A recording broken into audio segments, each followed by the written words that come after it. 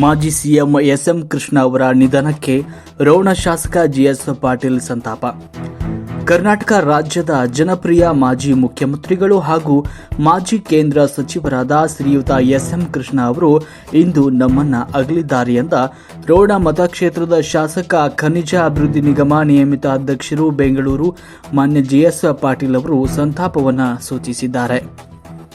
ವರದಿ ಅಂದಪ್ಪ ಮಾದರ್. ಇವತ್ತು ನಮ್ಮ ರಾಜ್ಯ ಒಬ್ಬ ಮೇರು ವ್ಯಕ್ತಿತ್ವ ಇರತಕ್ಕಂಥ ಹಿರಿಯ ರಾಜಕಾರಣಿ ಶ್ರೀ ಎಸ್ ಎಂ ಕೃಷ್ಣ ಅವರನ್ನು ಇವತ್ತು ನಮ್ಮನ್ನು ಅಗಲಿದ್ದಾರೆ. ಅವರು ಈ ರಾಜ್ಯದ ಮುಖ್ಯಮಂತ್ರಿಯಾಗಿ, ಉಪಮುಖ್ಯಮಂತ್ರಿಗಳಾಗಿ, ವಿವಿಧ ಮಂತ್ರಿಮಂಡಲದಲ್ಲಿ ಸೇವೆ ಸಲ್ಲಿಸಿ ಮತ್ತು ಕೇಂದ್ರದ ಮಂತ್ರಿಗಳಾಗಿ, ಮಹಾರಾಷ್ಟ್ರದ ರಾಜ್ಯಪಾಲರಾಗಿ ಈ ರೀತಿ ಈ ದೇಶಕ್ಕೆ, ಈ ನಾಡಿಗೆ ಸೇವೆ ಸಲ್ಲಿಸಿದಂಥವರು. ಅವರ ಕಾಲಾವಧಿಯಲ್ಲಿ ಇವತ್ತು ಈ ಬೆಂಗಳೂರನ್ನು ಒಂದು ಸಿಂಗಾಪುರ್ ಮಾದರಿಯಲ್ಲಿ ಬೆಳೆಸಬೇಕಂತ ಒಂದು ಹಂಬಲವನ್ನು ಕೂಡ ಸನ್ಮಾನ್ಯರು ಇಟ್ಟುಕೊಂಡಿದ್ದರು.